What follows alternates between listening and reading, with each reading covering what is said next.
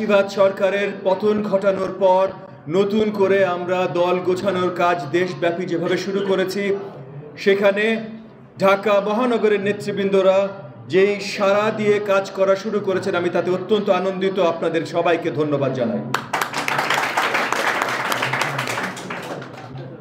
ঢাকা মহানগর গোছানোর সময় আমাদের অনেকগুলো কাজ আছে। 100-র উপরে ওয়ার্ড আছে, অনেক থানা আছে, সব জায়গায় আমাদের কাজ করতে হবে। এবং একই সাথে আমাদের মাননীয় মহাসচিব এবং এর আগে যারা বক্তব্য রেখেছেন তারা যে কথাগুলো তুলে ধরলেন, সামনের নির্বাচনের জন্য আমাদের প্রস্তুতি নিতে হবে। সামনের নির্বাচনে এনডিএম যদি এককভাবে নির্বাচন করে তাহলে 300 আসনের শক্ত প্রতিদ্বন্দ্বিতা করার মতো ক্যান্ডিডেট দেবে ইনশাআল্লাহ।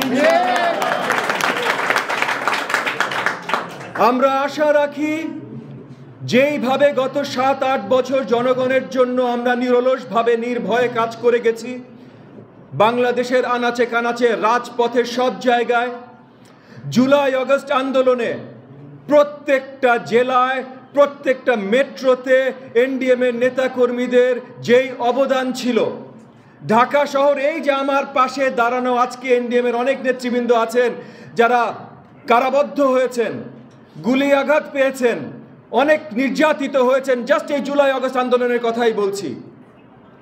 এই সব ত্যাগ স্বীকারের পর আজকে আমরা বাংলাদেশের জনগণের কাছে যেই সুন্দরভাবে পৌঁছতে পারছি, আমি আসলেই বিশ্বাস করি যে আগামী নির্বাচনে 300 আসনেই শুধু আমরা ভালো ক্যান্ডিডেট দিব না, অনেকগুলো আসন নিয়ে আমরা পার্লামেন্টে যেতে সক্ষম হব ইনশাআল্লাহ। এবং সেইভাবে পার্লামেন্টে যেতে হলে আপনাদের সবার বড় বড় অবদান রাখতে হবে। ঢাকা মেট্রোতে যতগুলো বড় বড় সিট আছে, যতগুলো পার্লামেন্টারি সিট আছে, সব জায়গায় আমাদের বড় ইম্প্যাক্ট ফেলতে হবে। কারণ ভুলে যাবেন না, বাংলাদেশের রাজনীতির বা নির্বাচনের ইতিহাসে ঢাকা শহর যে জিতেছে, পুরা বাংলাদেশের সরকার সে জিতেছে। তাই বিশাল গুরুদায়িত্ব আজকে যারা নেতৃবৃন্দ আছেন আপনাদের উপরে, যে ঢাকা শহরটা নির্বাচনের আগে সুন্দর সঠিকভাবে আমাদের গোছাতে হবে। ছোট্ট করে এই মুহূর্তে বাংলাদেশের ইতিহাসের কথা না বললেই না। এই নভেম্বর মাসে বাংলাদেশের ইতিহাসে অনেক বড় বড় ঘটনা ঘটেছে।